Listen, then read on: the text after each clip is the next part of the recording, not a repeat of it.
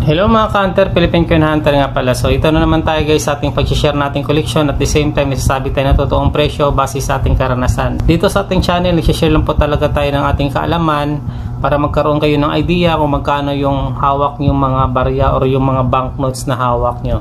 So balik tayo dito sa ating tatalakayin na barya. Ito po ay 50 pesos na new design series. Ang signatory po nito guys is Tingtangco at saka Arroyo. Kaya ko binabanggit kasi marami po kasing signatory ng 50 peso. O lahat ng banknotes guys mayroong mga signatory. Kaso hindi ako nahilig dun sa nangongolekta ng lahat ng signatory. So kumbaga common lang po talaga madalas ang ano natin, kaya na kinokolekta, mapa-coin or mapa-banknotes.